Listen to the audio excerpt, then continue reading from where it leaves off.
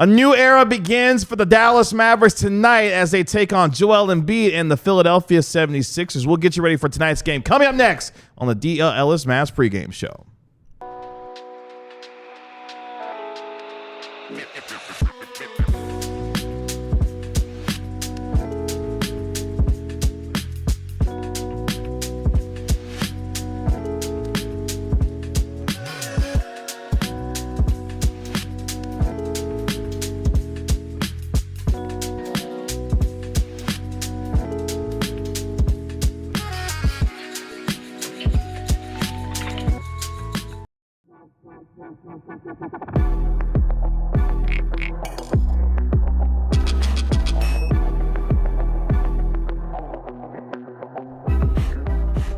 Hey, what's up, DLLS Mavs Nation? It's your man, Kevin Gray, alongside Mavericks beat writer Tim Cato, Mavericks analyst Bobby Curl, and Mr. Fourth and Long himself, Jesse Holly. We are DLLS Mavs, your favorite guys, cover your favorite team every single game night. Really appreciate you joining us here on DLLS Sports as a new era begins for your Dallas Mavericks tonight as they take on Joel Embiid and the Philadelphia 76ers. Game time at 6 p.m. tonight. We'll get you ready over the course of the next half hour. Game number 51 on the season for the Dallas Mavericks, a season which has felt like 2 years at this point, but at the same time, we have still not reached the All-Star break yet. The Mavericks trying to build some momentum before said All-Star break next week. The Mavericks taking on a 76ers team that's 19-29 on the year, 9-15 at home. Sixers a 4.5-point favorite at home tonight with the over-under at 228.5. Meanwhile, your Dallas Mavericks at 26-24, 12-14 away from the American Airlines Center. Obviously, a lot to get to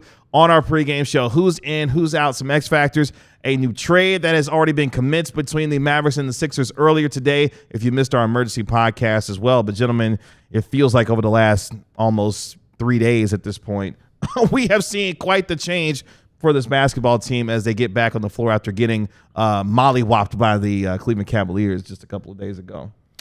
It's a new dawn. Yeah. It's a new day. It's a new light. Yeah, sorry. Yeah, up until tomorrow when it's a newer dawn, I guess. That's right. I will say I'm glad this dawn came with a little bit more sleep than the past two. So, Whew, man. And I hope the same for you two guys.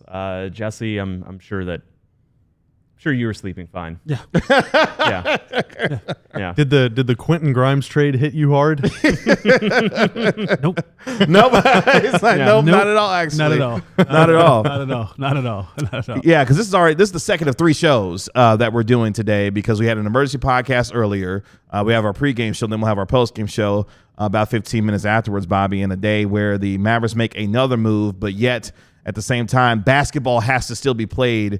And they have a chance tonight with the returns of Daniel Gafford and Kyrie Irving and others to hopefully get some road momentum as they continue on this season-long 5-game road trip. Yeah, I mean, nobody played in that game in Cleveland the other day.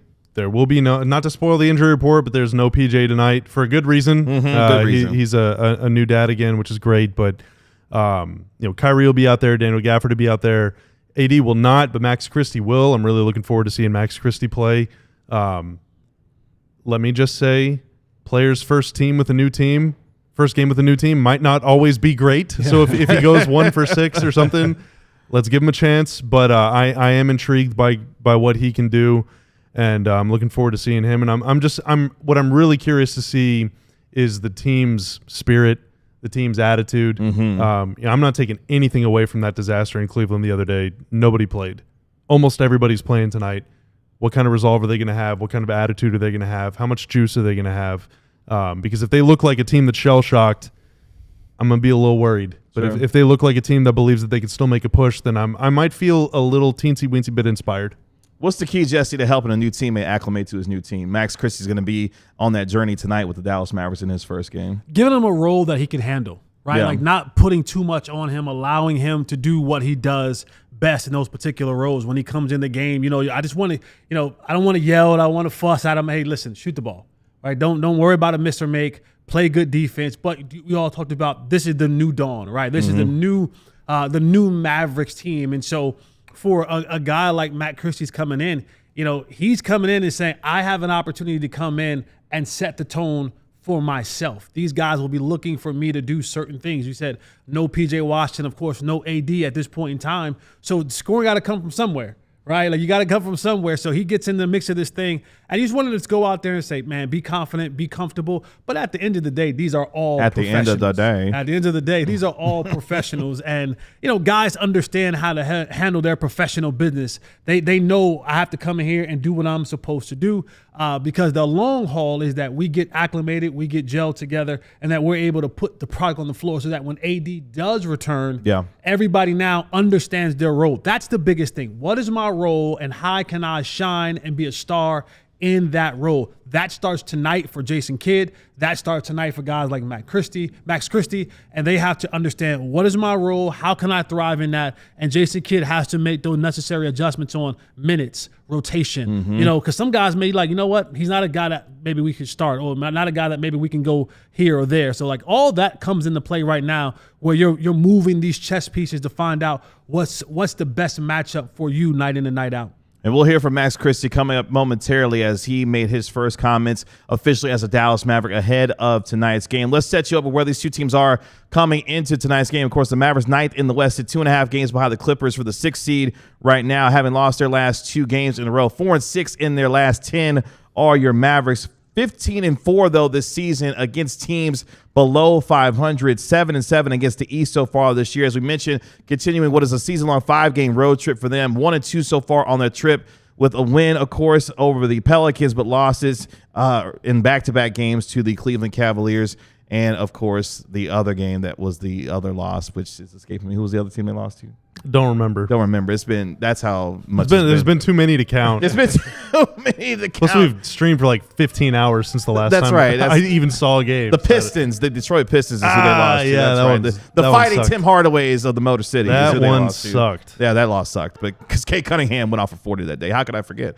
The final game, though, of that road trip is on Thursday when they visit the reigning NBA champion Boston Celtics. Meanwhile, the 76ers come into tonight's game 11th in the Eastern Conference, 1 game behind the Bulls for the 10th seed in the East. They've lost 2 straight games themselves, 4-6 in their last 10 overall. They're in the middle of a 6-game homestand, are the 76ers, but they're on the first night of a back-to-back. They're 2-2 so far in this 6-game homestand, having lost their last couple of games to Denver and the aforementioned Boston Celtics. Philadelphia so far this year, just 5-14 against the Western Conference. Again, they will play the Heat tomorrow night on the second night of a home-and-home back-to-back, which gets us to our scouting report for tonight's game, Bobby Carella. And I'm just going to let you have the floor. Who is our scouting report on tonight? Yeah, I'm keeping my eye on one player in particular for the Sixers. Bit of a rising guard. He's dealt with some inconsistencies this year, but he's really shown flashes, and that's Quentin Grimes. I've had my eyes on him for a while. Really good player, really intriguing player with a little bit of upside. Has a lot to prove, too.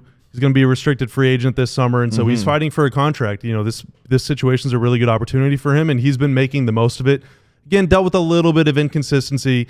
Minutes have fluctuated, scoring and shooting have fluctuated, but he's a fun player. He's caught my eye this season as well. Yeah, no, for sure. He's I like him definitely a lot. someone, when I'm able to catch games where he's playing. It's definitely something that is like, man, this is a fun player. Honestly, a player that would really fit well on the old version of the Mavericks. Yeah, I agree. Before they traded Luka, yeah. I thought that was a really good piece. If they could have, obviously a different team makeup now, so less concerning. Yeah, no, for sure. Can I break our bit? Yeah.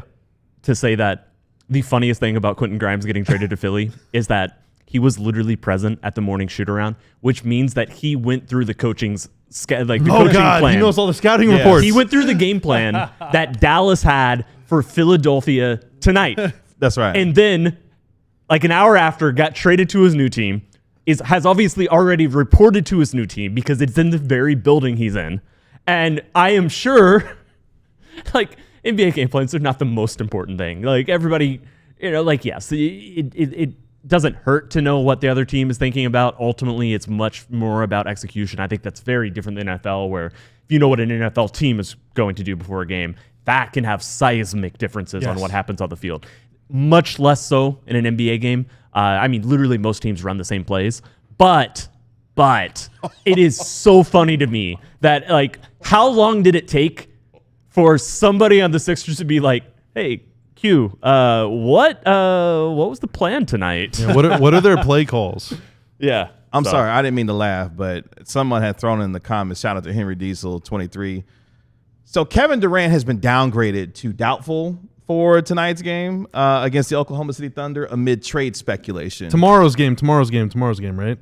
That is, yes, for Wednesday's game against Oklahoma City. He did actually get hurt last night. I do want to point that out. He did really hurt his ankle, but still. Also, downgrading somebody who is in the midst of trade talks, which objectively is true. This is coming from Jake Fisher and I believe Mark Stein. Mark Stein. Well, and what about KJ that's Martin? just a very common thing to do. It doesn't mean that he's getting traded 100% sure. What about KJ Martin? KJ Martin is getting traded. He's getting traded because the reason he's out tonight. He's really out tonight for the Philadelphia 76ers. Spoiler the alert. NFL trade deadline is nothing like this, right? But are players in the NFL just always worried about getting cut? Like, it feels like there's got to be some parallel, right, to playing through a chaotic circus like that. I mean, I guess you were on the Cowboys, so every day is a circus. Every day is 365. That's Tuesday for him. Well, hang on, guys. League sources say the Dallas Mavericks, fresh off their Luka Doncic for Anthony Davis swap, have dreams of adding Durant to their own Davis Kyrie-led group. This comes from The Athletic, Sam Amick, David Aldridge, Anthony Slater. 14 minutes ago, yes. While the likelihood of Dallas pulling this off now appears unlikely, the mere idea of Durant joining Dallas' star-studded group sheds new light on the thinking of Mavericks GM Nico Harrison after he was roundly ridiculed for the Doncic trade. Just wild speculation. What if Kevin Durant was to be traded? This is all hypothetical. Would that put Nico back in the favor of the fans? If he flipped Luka Doncic into Anthony Davis and Kevin Durant to go along with Kyrie Irving, they would go trade a home. It's like that means you better win the damn title. You would this have year. to. You have to win the title. You have to this emotionally year. prepare yourself for that, though, because if that were to happen, they absolutely have to trade Gafford and PJ and Clay and more. Bye. Yeah. I would. Oh, gosh. I don't know if Lively would have to be in it because they have 3 first-round picks. You wouldn't trade Lively. There isn't a player on this team that's left that's untouchable. Outside of AD. Well, we know that. Yeah. Outside of AD, that if they had to put in a package to get Kevin Durant here, Would you trade Kyrie for KD? yeah, wouldn't even blink. Whew. I wouldn't even blink. I can't even believe we're even going there. That was from who? As of 14 minutes ago, you said Sam Amick and who else? Anthony They have It's dreams. I don't know. KD is Mavericks exactly fans what wanna- they need. They need a Y'all bucket want getter. Kevin Durant? No, they do. They do. They need a bucket getter real bad. Do Mavericks? Tanner's like, no, I don't want Kevin Durant. No. Do Mavericks? Chad Do Mavericks fans want to root for a team full of mercenaries? When Luka I don't know Doncic, what it would be. when Luka Doncic That's was exactly- the heir apparent to Dirk Nowitzki, I have zero idea. Like just now reading this, it's very tough to immediately formulate what that team would look like. I agree. They do need a bucket getter very badly. Is that what Dallas... I mean, that's what Dallas is going for. Your starting big man is Kyler Kelly in that case. We'll get to him a little later on in the show. I mean, I think If you have AD and KD, if you have AD and KD in your lineup, I'll go play center and you'll be fine. You'll be fine. it's a lot of scoring. You know and what? it's a lot That's of what length. the Brooklyn Nets said. That's what the Phoenix Suns said. We have seen a lot of instances of veterans, like Hall of Fame veterans, teaming up, 3 of them all at once. And every single time we go into the season thinking, well, this team How is could they way be too stopped? talented. Yeah.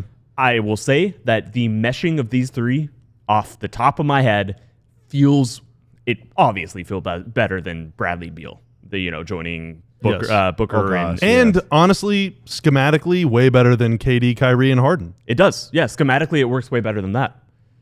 It's just Oh my god. That would be a lot. And again, you'd have to trade PJ. And PJ is like everyone's favorite Mav now. Like now that Luka's gone, unless your favorite Mav is Kyrie, it's PJ. I really want to emphasize. Just is like, see ya. PJ Oklahoma can go ahead and go. My gosh.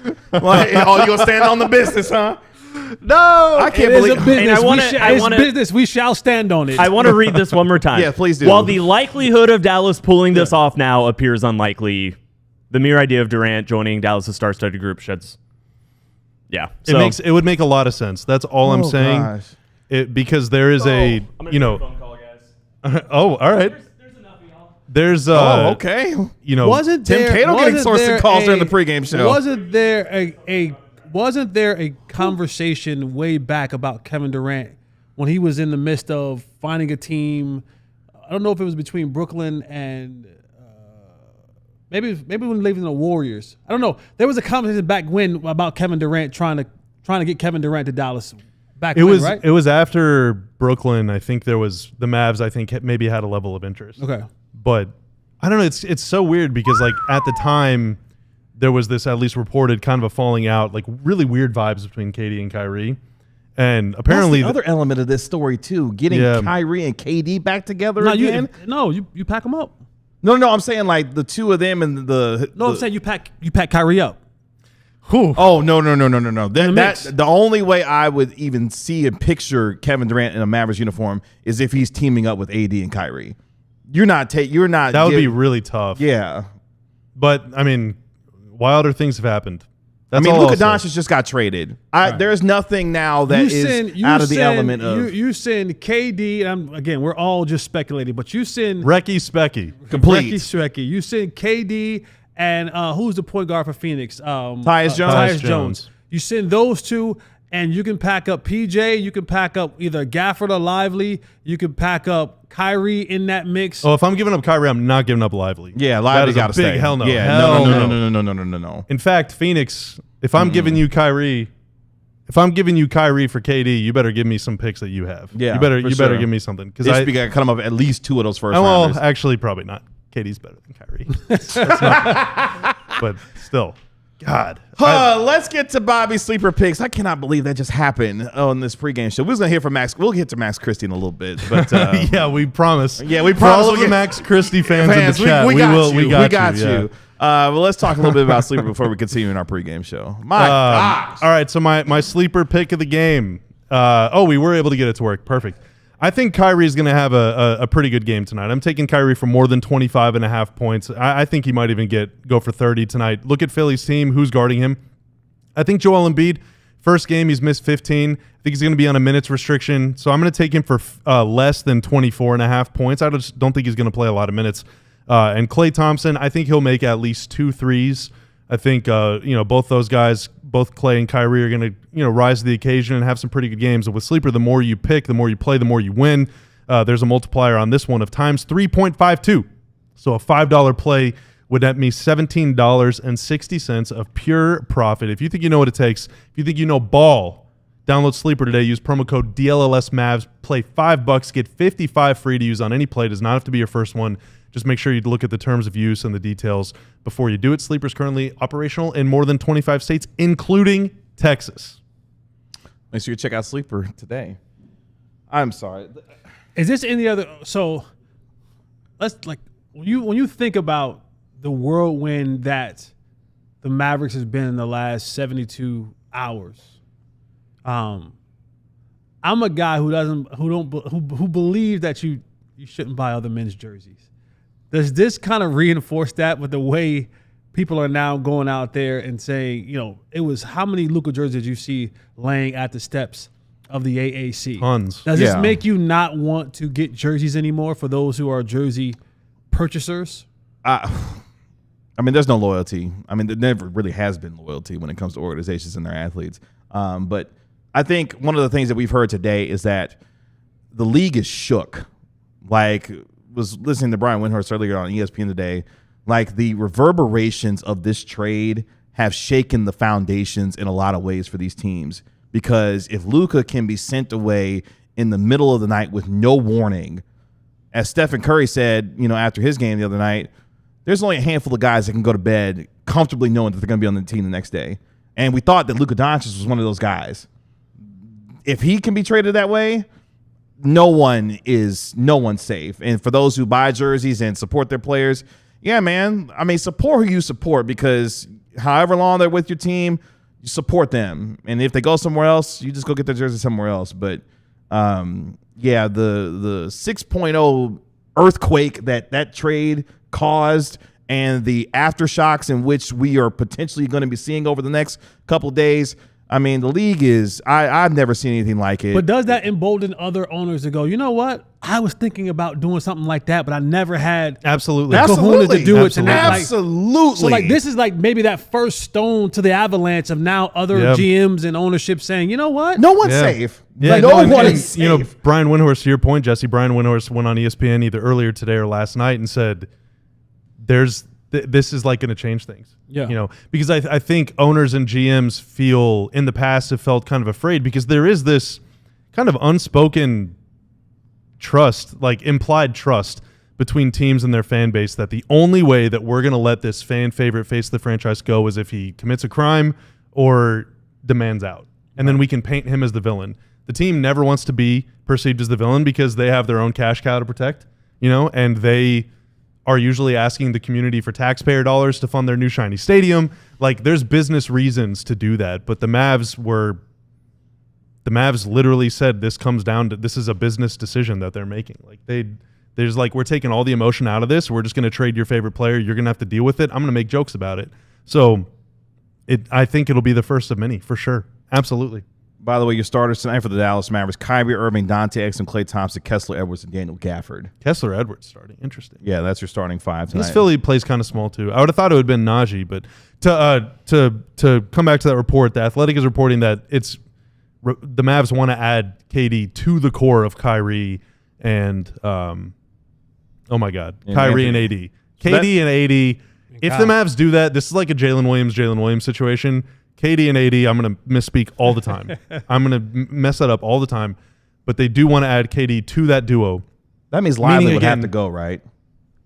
I don't think so. But it does mean with 100% certainty that Klay, PJ, and Gafford are all gone to make it work financially. In addition to probably Wait, say that again? Gafford and PJ, they combined make about $28 million. Add Klay to that, makes about 44. KD makes, I believe, right around 50. So the Mavs need to get more. They would need to probably also give up like Jaden Hardy, Max and Jaden Hardy or something like that, or Dwight or whatever. But apparently there's also a deal getting close. Kuzma to the Bucks, Middleton to Washington, and then Valanciunas and Nurkic swap.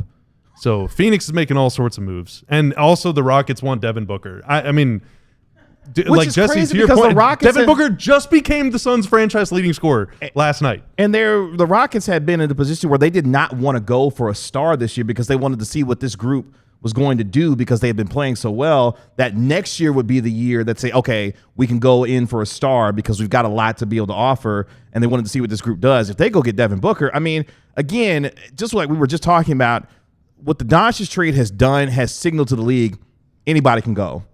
Anyone can go at any point, and it's clearly we're seeing, again, like I said, aftershocks of all of this. But Tim is on the phone right now. He said before, as he was answering the phone, he said this is not about that, but it is about something. So we'll see if Tim can share some of that. You'll probably have to stick around for the post game show for that. But gosh. I mean, there's a lot, and smoke screen season and all that stuff is a real thing in the NBA. Maybe the Mavs are like, KD would be cool, LOL, and maybe the Rockets are like, yeah, KD's a really good player, and it's just to make the Warriors give up more for KD or something. Like, Update me real quick. Where are we at? My phone call was not about KD. Sorry, I've realized the implications. Was it about LeBron then, or what was it about? Giannis? Just somebody I've been playing phone tag with. I wanted to talk to. So what's You talking to my family or something? Is this getting closer? Is this real? No. We're just talking about it. They want to add KD to Kyrie and AD, reportedly, is the thing. It's not a trade Kyrie for him or whatever. Yeah, of like course. they want to keep that there's no duo scenario where. And I saw someone in the chat mention, let's not forget KD is 36 years old, which is perfect. That fits the perfect for timeline Nico right now. Yeah, that fits the timeline, Nico, baby. that's what fits Nico's. The older you are, the better. I'm sorry. Like, obviously, the Mavericks are going to be playing the 76ers. I'm 33. I'm too young to be on this team. I'm 38 and clearly I might be too old. Actually, I might be just right. I'm 41. I'm right on the cusp. You might be right in the wheelhouse. I'm on the Starting at 2 guard. Yeah, I'm on the Jesse cusp. Holly. I'm on the cusp. I fear I'm 31, so You're too young. You're too young. You're too young. Yeah, we're you shipping you don't off get to play around here. the Wizards or something. I think it just underscores the multiverse that I feel like I'm living in right now, because I never thought I would wake up on a Sunday morning and Luka Doncic not be in a Dallas Maverick uniform. I never thought I would see Kevin Durant in anything other than an Oklahoma City uniform. And he went and signed with the Golden State Warriors. Like all the things that we've seen take place over the years, and now with this trade happening as well, and then with the report of, you know, the Mavericks potentially wanting to add, you know, Kevin Durant to this team, it's just, have you seen that Marvel show, What If? You ever heard of that show? You know, nobody. Okay, yeah. Like this is what this feels like. All these different universes that could be actually happening. It feels like they're actually coming to life. But is that not exciting? Listen, fans, I get your not emotions. under the guise of this. I get your emotions in this, and I don't want to piss KG off about the emotions of fans. I don't want to make you mad. I know that there's an emotional tie to Luka and to your favorite players, but this is exciting. Like the almost instability of anybody can get it at any given time to any given team. Like if the NBA ever needed a boost in eyes on their product, this is getting it. This is getting eyes back on the product of the NBA. Now, the outcome of it all will be, all right, Luka's gone. Does this mean that the Mavericks somehow, some way get to a winning brand of basketball, right? And does it equate to championship level of basketball? And same thing will apply if other teams decide that they're going to make these big splashes in trading their other players. But I don't know. There's a level of exhilaration. Like every time I have to go and check my phone, you know, look how excited we got when you read that Athletic article. Like that part to me is a little bit. It gets the people going, right? I mean, the drama of this league is, I mean, it's unparalleled. Like I don't think there's of the four major sports, and correct me if I'm wrong, the drama of the NBA is unlike any of the four major sports. You don't even get this in the NFL. Like, yeah, but the shakeup is great though, because there was a time not too long ago where you can pretty much set your watch to these two teams are going to be playing in the finals, and you know what I'm saying? Like you kind of knew how this season was going to end. And now that there's this bit of a shakeup, it gives you a little bit of, now I want to go and watch. I want to go and see what Luka's going to do in LA. I want to see what AD is going to do in Dallas. If there is a Kevin Durant moving piece somewhere, somehow, I want to see what that looks like now with that new team in the second half of this season. So it's like those moving pieces for the NBA, it gets the eyes back on the product, which their ratings and their viewership has been down the last couple of years. But I don't care about it that. It comes at the cost Yeah, of a lot of folks. It The just NBA comes can, at the. but I don't know. I just Yeah. that doesn't faze me personally as somebody who it phases me in a slight way as a journalist who has to interact with that. But anyway, go ahead. It just comes at the cost of the romanticism of sports, you know. And I think, I mean, it's definitely different for you, Jesse, because you were a player, you were an athlete, like you were part of it, like you lived it. I think from a fan's perspective, part of that romantic connection is like this vicarious living those experiences through your favorite player, right? And like trying to find identity in your franchise and all that stuff, and like especially when they're a day oneer.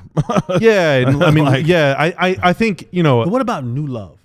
that could There used to be a be saying found, back you know, in that my could be day found when I was yeah. younger. I probably shouldn't say it on the post game show, but there's a saying that kind of went similar to like, Oh boy. ain't no new like some new. Oh my God. You know what I'm Hey, saying? yo, Jesse, I'm just come on, saying, dog. like, so There's sometimes the difference though is like the new love can like I think that There's never If- anything like your first, though. if Luka was on a different team before coming to the Mavs, or like if this same thing happened but only to Kyrie, it would suck. But I think fans would still kind of be like, okay, we're working through this and let's figure it out. It's just different because Luka was the next Dirk. Okay. Luka was like, that's 18 plus 7. Literally 25 years of the guy. You know? I've got one more point to kind of that same line of thinking. I think that Dallas would be one of the most watched teams and be one of the most hyped teams. Like if you got Durant, that'd be one of the most watched and hyped teams in DFW. Oh you my would God. have so many more NBA teams ever. Yeah, you would have so many people tuning in. Are those same people going to be tuning in 2028, 2029, 2030, 2031, when Dallas has no draft picks, when all of these players have aged out, and you are just going to be a bad franchise for a lot of years? Yeah. If you get your championship, that's great. I think where Mavs fans are feeling, a lot of the ones I've seen and interacted with, is like they want to be Mavs fans through all those years. And so the spike is awesome for a lot of people who are going to be tuning in a way that they never have before. the people who suffered through all those years of Dirk when he wasn't winning, and in the long twilight of his career where it was very frustrating and it was very enraging, and but still they supported, and then they saw the guy who came to save the franchise, and he was supposed to save it for a long time. And if Luka was here, even if the team wasn't quite good enough, the team was exciting. They had they had their person to watch, and so. And a lot of it, this is going to be so fascinating. If this actually gets done, it's going to be fascinating. It's going to be one of the most exciting things we've ever seen on the basketball court. And again, I don't know where I actually stand on the likelihood this is happening. The beautiful thing, though, Tim, is you got to understand. I just think it's important to understand that this team, the more that they mortgage their future and their young players for winning now, there is a absolute drought of horrendous basketball with very little ability to get better waiting on the other side. There is hell to pay down the road. The beautiful thing, though, is I read all the comments. I read as much of chat while we're live as I can, and then I go back and look at every single comment afterward. Not every chat, but every comment on our videos. Okay, yeah, absolutely. A little torture. Sometimes, torturous. but there have been so many people over the last few days that are Mavs fans or fans of the NBA, or maybe they're just fans of Kyrie, or maybe they're fans of AD or whatever, that are coming to finding our community here at DLLS Sports that are like, dude, y'all, get on with it. Move on. The Mavs got AD. AD is great. Let's get over it. That would be more in agreement with you, Jesse. This is a new thing. It's exciting. Let's talk about it. AD rules, and Luke is great too, but I'm ready for the new thing. There are a lot of people that would agree with you or agree with you or agree with me or whatever that are like, I'm not ready to move on. I don't want to move on. I feel like there's no matter what you think, there's someone that agrees with you. I think, we would all. That's the beauty of we're all coming. I guess that's the beauty of sport, right? There is no right answer, I guess, in this. Every answer is the right answer, because if you are on the side of how you fan. Yeah, I don't want to move on. Cool. There's a support group for the folks that don't want to move on, right? Yeah. And it's our chat. Exactly. There's a trolley that's leaving out for the fans that are ready to go and move on, right? Yeah. And that's coming every 15 minutes. So there's a trolley for both, right? You get a trolley right down here. Yeah. Jump on the trolley that you want to jump on. Go catch that dart real quick and ride that thing. Ride that thing out. What I can say is, I know we got to wrap up, but oh my God, that would be some spectacular basketball. The basketball would be incredibly beautiful. KD, AD, wow, and Kyrie Irving on the same floor together. Oh my gosh. That would just be insane. It would my be nerve-wracking because that's a lot of age. But again, I have not thought about this or really talked to anybody yet about this. My gut says I don't think you would have to trade Lively every single other thing. I don't think you would. I don't think you would trade Lively. I think Lively would be on this team. Unless they're trying to drum up a bidding war to seduce someone into doing it. And the Mavs have demonstrated they're willing to give you whatever you ask everything for. Else, but I just would have to think that, and then you have oh my God, you have Kevin Durant, Anthony Davis, and Derek White. That's the KD can play a three. That's 3 7-footers. Yeah. That works. That works right there. Let's get to Ardell super chat before we get out of here. Ardell, the 541 super chat. The return is the issue even more than the player who is an issue. The return is so poor, I can't be excited. Yeah. I mean, the leveraging of the future that the team has already done with the moves that they have made, and then doubling down on that by acquiring Kevin Durant potentially. I can't believe I'm saying those words out loud. By acquiring Kevin Durant, this is the Rams. This is what the Los Angeles Rams did when they sold their soul to go get the one Super Bowl that they did. They got it. Yeah. But they're also managed a lot better because they were able to manage their way through a non-competitive year and still find their way back to the playoffs rather quickly. I don't know how quickly the Mavericks would be able to get back to the postseason by mortgaging the future that they would be potentially doing on top of what they've already done. You could be stuck in the desert for a long time. Unless you, it's always better to be early than late. And so you give it 1 or 2 years and then you trade all of them and you try and, the team's young core is now Derek Lively and Max Christie. So we'll see. Maybe that's a great team. So quick, just for me, our whole thing was that they got to go all in with Luka right now. Yes. And figure it out after. So I don't know. Does that make me slightly hypocritical? Because if you have a really bad team, you go all in and then you have a really bad team and you also have no future. Is Luka going to stay? Does that change everything? Lot to think through. This would be context. even more all or inner this would be way more all This would be the most in. Way The more. most all-in Because Jerry Jones so in ever. that it's almost out. It's like a wormhole. Like you like appear on the other side of the universe. You're so far all in. Oh my gosh. All right. We'll be back here 15 minutes at. Shout out to Max Christie. I promise you, dog. We'll talk about you. We will. We will talk about you either in the post game show or tomorrow during our regular show. We appreciate you being here. We are Maybe, excited bro. that you're here. Nothing but love for Max. Nothing but love but you, Max Christie. We appreciate You're replacing you being Quentin Grimes. This Woo! is it. We're a Max Christie show now. here. Right, we're a Max Christie stand show here on DLLS Mavs. We'll be back in 15 minutes after the game between the Mavericks and the Philadelphia 76ers.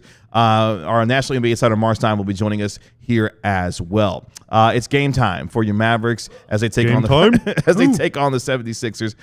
We are DLLS Mavs. We'll talk to you 15 minutes after the game is over on the DLLS Mavs post game show. Y'all be good. Peace. We all sitting like the mayor.